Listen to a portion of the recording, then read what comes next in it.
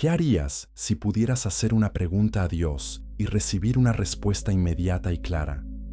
La Escritura nos muestra que esto no es solo fantasía, y Éxodo 28:30 describe un método antiguo que pocos conocen hoy.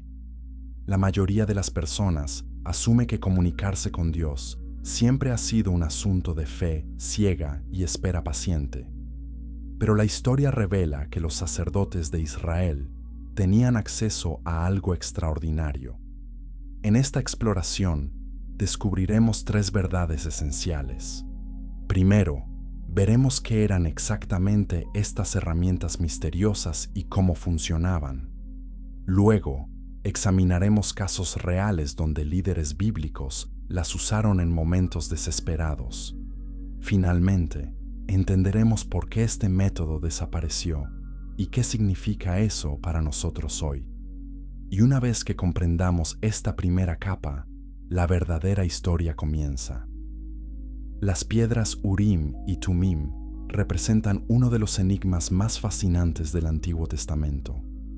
Estos objetos sagrados se guardaban en el pectoral del sumo sacerdote, justo sobre su corazón. La Escritura menciona su existencia, pero nunca explica completamente cómo operaban. Los eruditos debaten si eran piedras que cambiaban de color, objetos que se lanzaban como dados sagrados o algo completamente diferente. Lo que sabemos con certeza es que proporcionaban respuestas directas de Dios a preguntas específicas de sí o no. El nombre mismo revela parte del misterio. Urim significa luces o revelaciones, mientras que Tumim significa perfecciones o verdades. Juntos representaban la luz perfecta de la verdad divina. Solo el sumo sacerdote podía consultarlos, y solo en asuntos de importancia nacional o espiritual crítica. No eran juguetes espirituales para curiosidad casual. Eran el canal oficial de comunicación directa entre el líder de Israel y el Dios Todopoderoso. David conocía bien este sistema. Cuando los filisteos atacaban, David no confiaba en su propio juicio militar. Primera de Samuel 23. 2 registra que David consultó al Señor preguntando si debía atacar a los filisteos. La respuesta llegó clara y directa a través del sacerdote Abiatar, quien llevaba el efod con las piedras sagradas. Dios respondió afirmativamente, prometiendo victoria. David obedeció y triunfó exactamente como Dios había predicho. Pero aquí está lo fascinante. David consultó estas piedras no una, sino múltiples veces en situaciones desesperadas. Cuando sus enemigos lo perseguían y su vida pendía de un hilo, David preguntaba cosas específicas.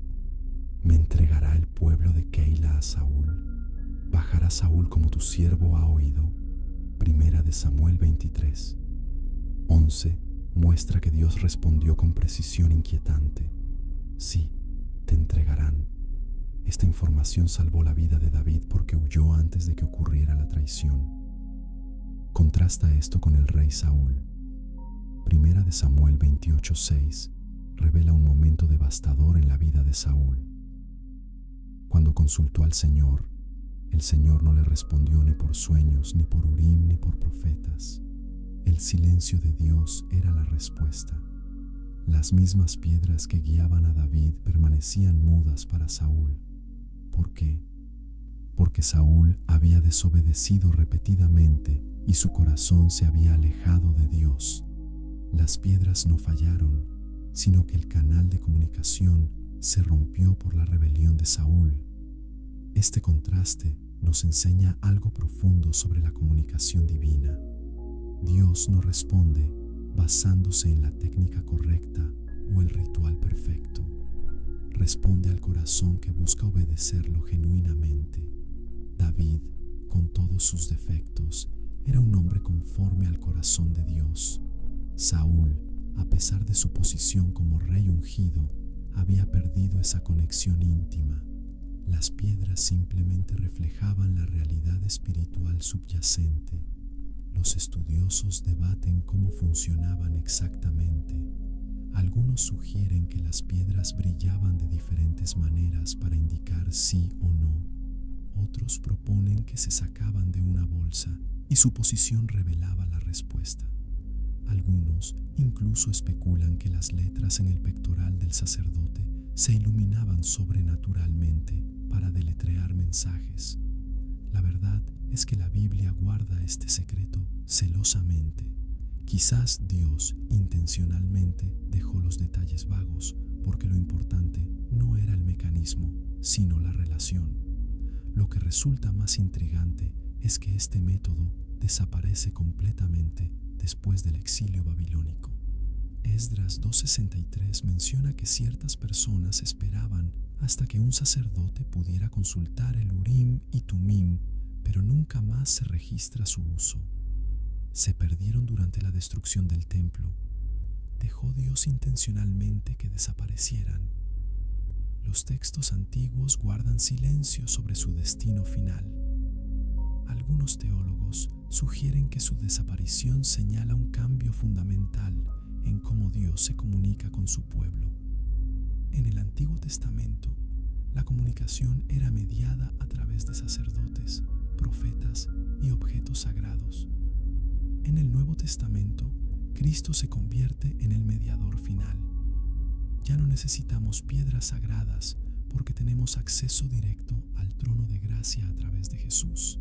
El Espíritu Santo ahora. Pero esto plantea preguntas inquietantes para nosotros hoy.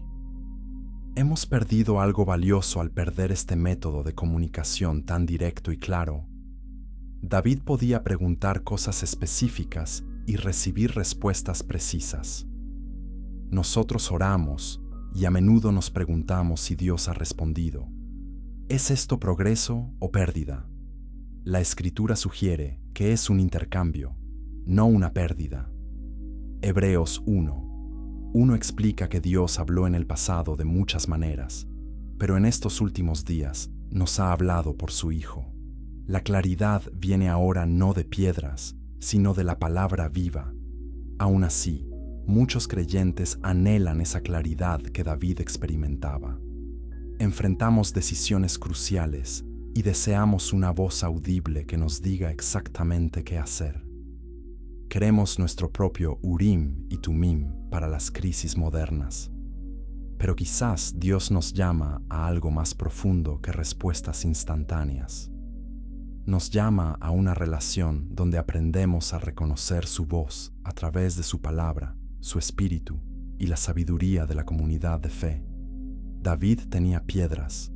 Nosotros tenemos algo mejor. Tenemos a Cristo mismo.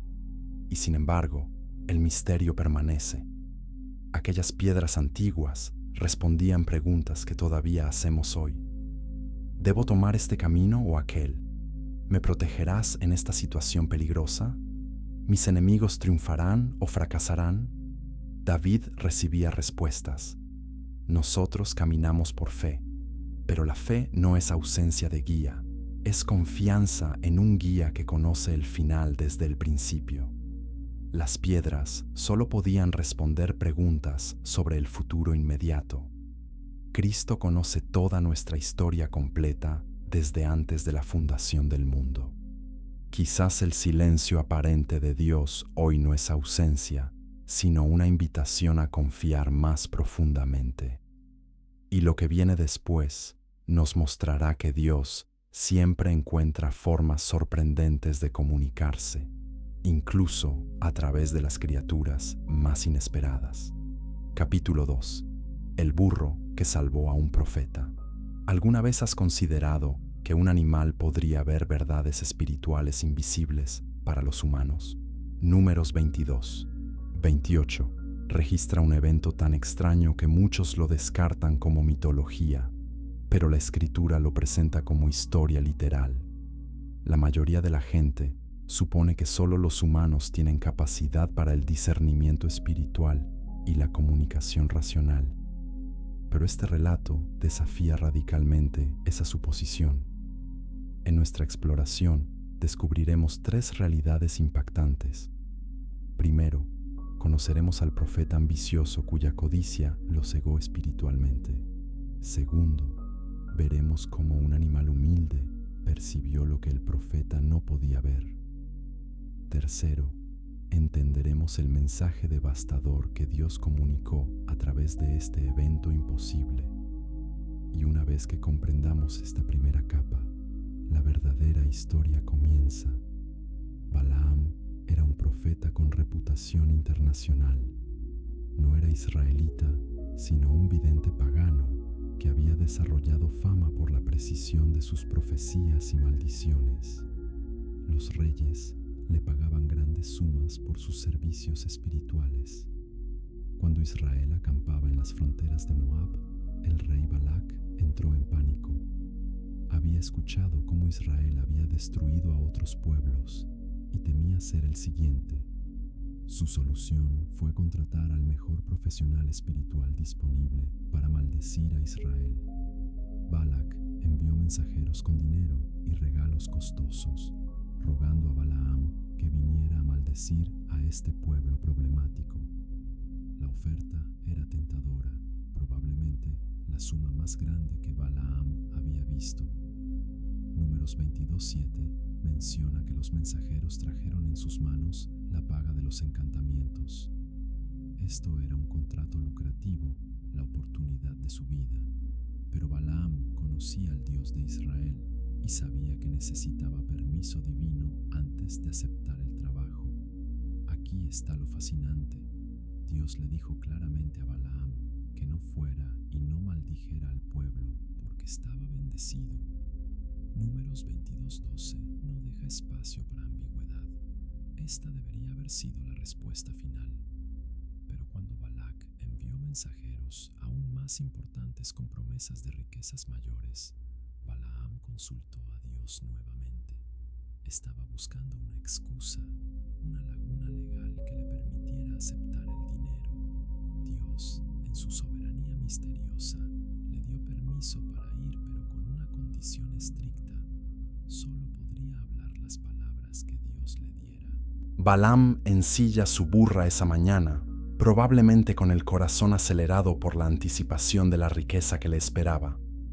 Pero Números 22:22 revela algo aterrador. La ira de Dios se encendió porque él iba. Aquí vemos un misterio teológico profundo. Dios le dio permiso, pero estaba enojado porque Balaam iba. El permiso de Dios no siempre significa su aprobación. A veces Dios permite que hagamos algo porque hemos endurecido nuestros corazones, pero su ira arde contra nuestra motivación corrupta. El ángel del Señor se colocó en el camino como adversario con espada desenvainada.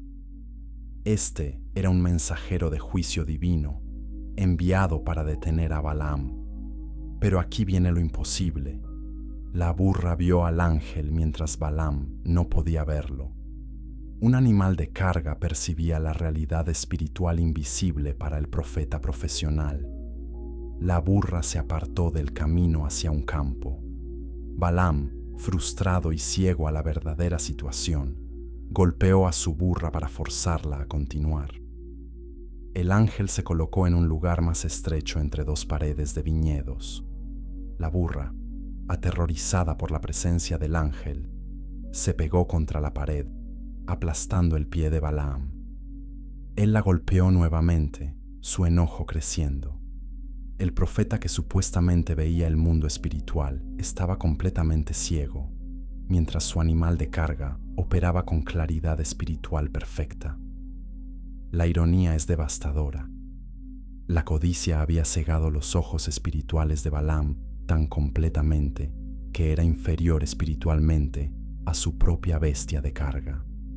Entonces, el ángel se colocó en un lugar tan estrecho que no había forma de pasar. La burra, sin opciones, simplemente se echó debajo de Balaam. Números 22:27 registra que Balaam, ahora enfurecido completamente, golpeó a la burra con su vara. En ese momento, Dios abrió la boca del animal. La burra habló con voz humana, haciendo una pregunta razonable y lógica. ¿Qué te he hecho que me has golpeado estas 3 veces? Piensa en lo absurdo de este momento. Un animal está hablando con lenguaje humano, formando preguntas racionales y defendiéndose verbalmente. La respuesta normal sería shock paralizante o terror absoluto, pero Balaam, tan cegado por su misión codiciosa, ni siquiera se sorprende. Responde a la burra como si las conversaciones con animales fueran completamente normales.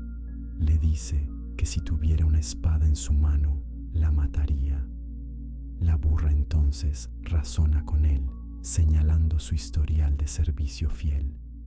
No soy tu burra sobre la cual has montado toda tu vida hasta hoy. ¿Acostumbro a hacer esto contigo? Balaam admite que no. Solo entonces Dios abrió los ojos de Balaam y vio al ángel con espada desenvainada. La revelación debe haberlo golpeado como un rayo. Había estado a momentos de morir 3 veces. Su burra le había salvado la vida 3 veces. Mientras él la golpeaba con furia, ella estaba protegiéndolo del juicio divino. El ángel lo confirma directamente. Si ella no se hubiera apartado de mí, yo ciertamente te habría matado y a ella la habría dejado viva. Un animal tenía más valor espiritual en ese momento que el profeta profesional. Este relato nos hace preguntas incómodas. ¿Cuántas veces hemos estado espiritualmente ciegos mientras avanzamos hacia peligro? ¿Cuántas veces hemos golpeado o culpado a las cosas que Dios usaba para protegernos? Balaam veía a su burra como un obstáculo frustrante cuando era su salvadora. Nosotros vemos contratiempos y obstáculos como problemas cuando podrían ser ángeles de Dios bloqueando un camino que nos destruiría. La lección más profunda es sobre cómo la codicia ciega. Balaam era genuinamente talentoso espiritualmente. Dios hablaba con él. Conocía al Dios verdadero. Pero el amor al dinero cerró sus ojos espirituales tan completamente que era inferior a un animal mudo. Primera de Timoteo 6:10 nos advierte que el amor al dinero es raíz de todos los males. Vemos esto encarnado perfectamente en Balaam. Su don espiritual no lo protegió de la corrupción moral cuando el precio era suficientemente alto. Los estudiosos debaten si la burra realmente habló o si fue una visión. La Escritura lo presenta como literal. Números 22 no usa lenguaje de visión o sueño, sino narrativa histórica directa. Segunda de Pedro 2:16 confirma que una bestia de carga, hablando con voz humana, reprendió la locura del profeta. El Nuevo Testamento trata el evento como histórico, no simbólico. Si Dios puede crear el universo con palabras, puede ciertamente hacer hablar a un burro. Pero hay una ironía final y trágica. A pesar de este encuentro dramático, Balaam eventualmente traicionó su conocimiento de Dios completamente. Aunque no pudo maldecir a Israel directamente, encontró una forma de hacerles daño. Números 31:16 revela que aconsejó a Balac cómo hacer que los israelitas pecaran contra su propio Dios a través de idolatría sexual. Balaam encontró una manera de ganar su pago después de todo. Murió finalmente como enemigo de Israel, matado por la espada. El profeta que hablaba con Dios y cuyos labios solo podían pronunciar bendiciones sobre Israel, terminó asesinándolo espiritualmente por dinero. Y lo que sigue después nos mostrará que Dios habla no solo a través de animales imposibles, sino también a través de señales que aparecen de la nada. Capítulo 3. Los dedos invisibles que escribieron el destino.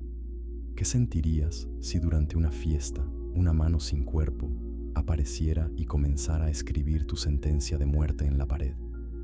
Daniel 5:5 describe exactamente esto, y no es una parábola, sino un evento histórico registrado.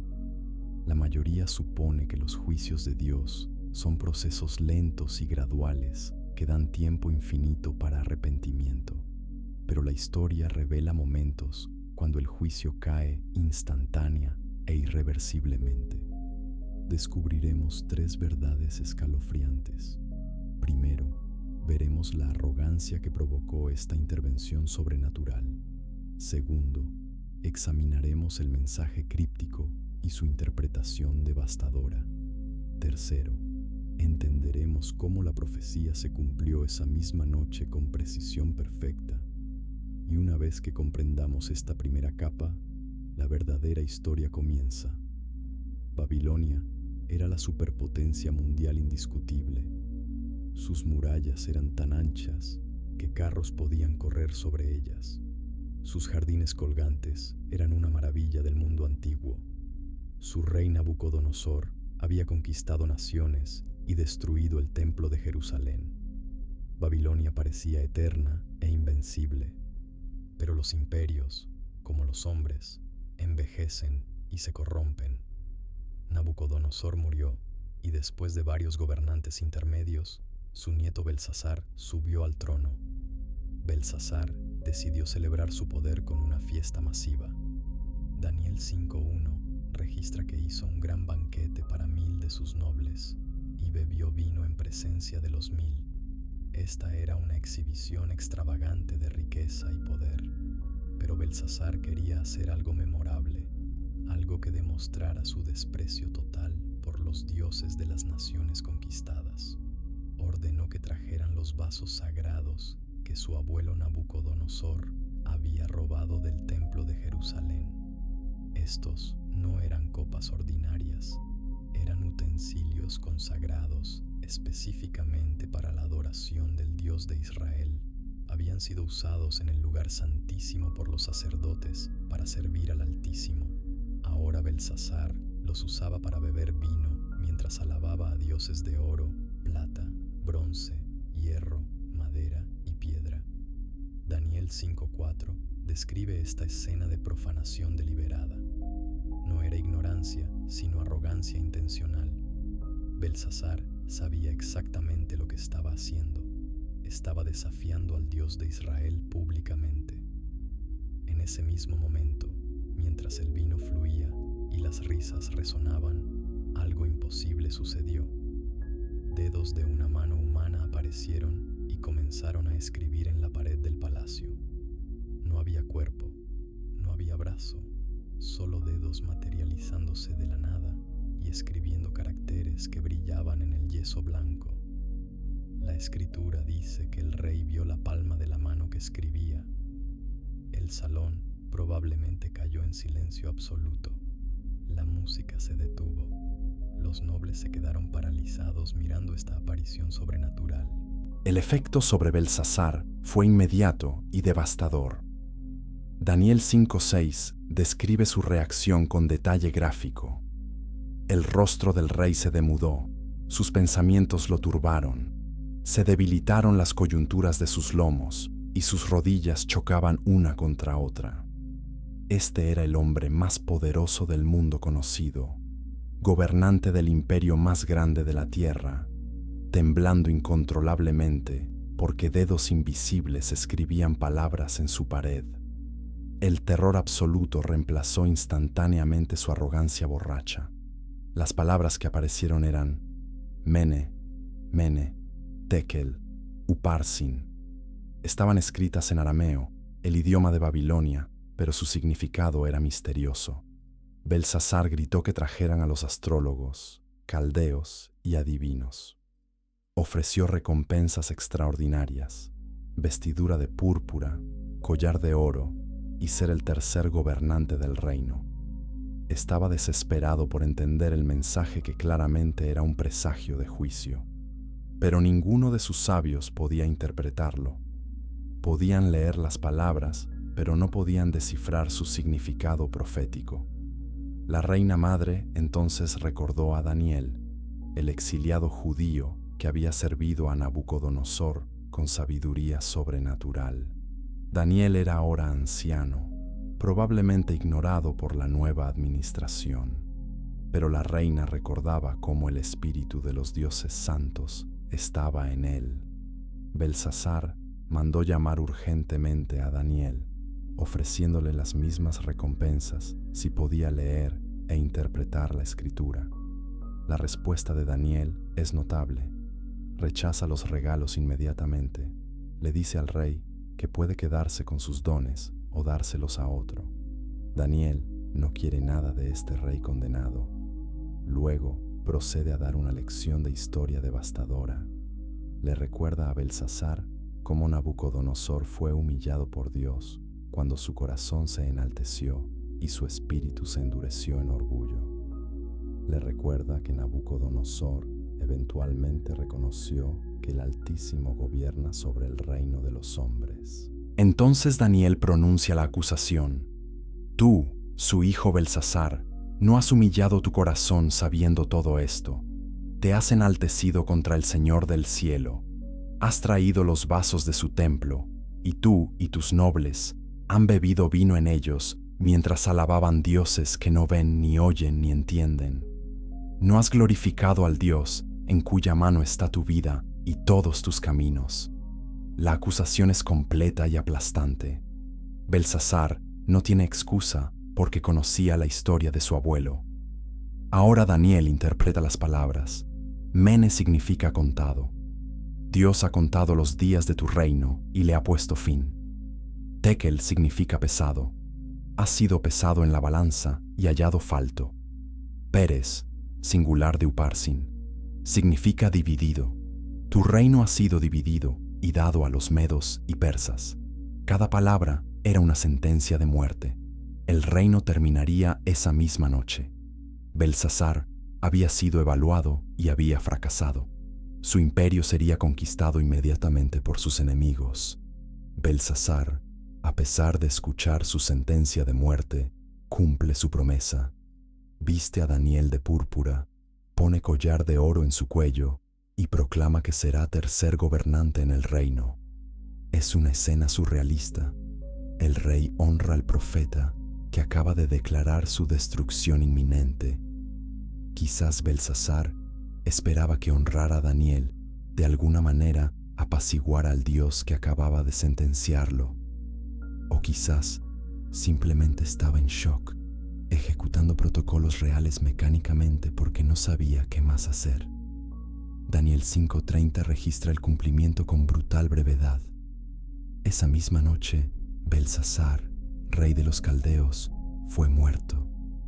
No hay drama extendido, no hay batalla descrita, solo la declaración simple de un hecho.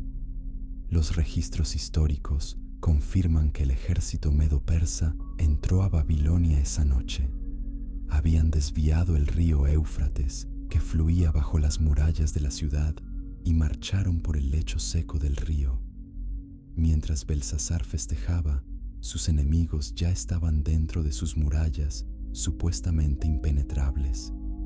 Para el amanecer, Darío el Medo había tomado el reino. Este evento nos enseña verdades aterradoras sobre el juicio divino. Primero, que existe un punto de no retorno. Belsasar cruzó una línea cuando profanó deliberadamente lo sagrado. Segundo, que el conocimiento aumenta la responsabilidad. Belsasar sabía la historia de su abuelo, pero eligió ignorar sus lecciones. Tercero, que Dios juzga a las naciones y sus líderes, no solo a individuos. El imperio más poderoso de la tierra cayó en una noche porque su rey desafió al Altísimo. La imagen de esos dedos escribiendo en la pared ha aterrorizado a generaciones. Representa la capacidad de Dios de intervenir física y visiblemente cuando elige hacerlo. No siempre obra silenciosa o invisiblemente. A veces escribe sentencias en paredes para que nadie pueda negar su presencia y su juicio. Y lo que veremos después nos mostrará que las leyes de Dios a veces prohíben cosas tan específicas y extrañas que nos hacen preguntarnos qué historia oscura motivó tales mandamientos. Capítulo 4. La ley más extraña del Antiguo Testamento. ¿Por qué Dios prohibiría específicamente cocinar un cabrito en la leche de su propia madre? Éxodo 23, 19. Menciona este mandamiento extraño y se repite 3 veces en la Torá sin explicación clara. La mayoría asume que las leyes del Antiguo Testamento son todas morales o ceremoniales obvias, pero la Escritura contiene mandamientos tan específicos y peculiares que exigen investigación más profunda. Exploraremos 3 dimensiones de este misterio. Primero, examinaremos el contexto cultural pagano que probablemente motivó esta ley. Segundo, descubriremos las interpretaciones rabínicas que transformaron este mandamiento simple en un sistema legal complejo. Tercero, entenderemos el principio teológico profundo que subyace en esta prohibición aparentemente trivial. Y una vez que comprendamos esta primera capa, la verdadera historia comienza. El mandamiento aparece en 3 lugares: Éxodo 23:19, Éxodo 34:26 y Deuteronomio 14:21. Cada vez se presenta de forma casi idéntica. No cocerás el cabrito en la leche de su madre. No viene con explicación ni justificación. Dios simplemente lo declara como ley. Esta repetición triple indica importancia. Cuando la Torá repite algo 3 veces, está señalando que prestemos atención especial. Pero ¿qué tiene de malo mezclar carne y lácteos de esta manera específica? Los arqueólogos han descubierto textos antiguos que arrojan luz sobre este misterio. Los canaanitas, los vecinos paganos de Israel, practicaban rituales de fertilidad que incluían cocinar cabritos jóvenes en leche materna. Creían que este acto mágico aumentaría la fertilidad de sus rebaños y campos. Era un ritual religioso pagano, una invocación a dioses de la fertilidad. Al prohibir esta práctica específicamente, Dios estaba estableciendo una frontera clara entre la adoración a Yahvé y los cultos de fertilidad cananitas. Esta interpretación tiene sentido cuando consideramos el contexto. Los 3 pasajes donde aparece este mandamiento están relacionados con fiestas religiosas y primeros frutos. Éxodo 23:19 lo coloca inmediatamente después de instrucciones sobre llevar los primeros frutos de la tierra a la casa del Señor. Éxodo 34:26 hace lo mismo. Deuteronomio 14:21 lo incluye en un contexto de leyes dietéticas y diezmos. El patrón sugiere que Dios estaba separando los rituales de adoración israelitas de las prácticas paganas que mezclaban agricultura, ganadería y magia. Pero hay otra dimensión más profunda. La prohibición puede estar enraizada en principios de compasión y orden natural. La leche materna existe para nutrir y dar vida al cabrito. Usarla como medio para cocinar su carne invierte perversamente su propósito. Convierte el símbolo de vida y cuidado materno en un instrumento de muerte. Esto viola el orden creado por Dios, donde la vida proviene de la vida y donde las madres nutren a sus crías. Levítico 22:27 prohíbe separar a un animal recién nacido de su madre durante 7 días. Deuteronomio 22:6 prohíbe tomar a la madre junto con sus polluelos. Estos mandamientos revelan la preocupación de Dios por la compasión, incluso en nuestra relación con animales. Los rabinos antiguos tomaron este mandamiento simple y construyeron un sistema elaborado de leyes dietéticas. Interpretaron la prohibición como aplicable no solo al cabrito y su propia madre, sino a cualquier mezcla de carne y lácteos. Desarrollaron reglas complejas, cocinas separadas para carne y lácteos, platos separados, periodos de espera entre consumir uno y otro. El judaísmo moderno mantiene estas tradiciones. Las cocinas kosher tienen sets completamente separados de utensilios, ollas y platos para productos lácteos y cárnicos. Esta expansión interpretativa ilustra cómo la tradición humana a veces crece alrededor de mandamientos divinos. Jesús confrontó este fenómeno repetidamente. Marcos 7:8 registra su crítica. Dejando el mandamiento de Dios, os aferráis a la tradición de los hombres.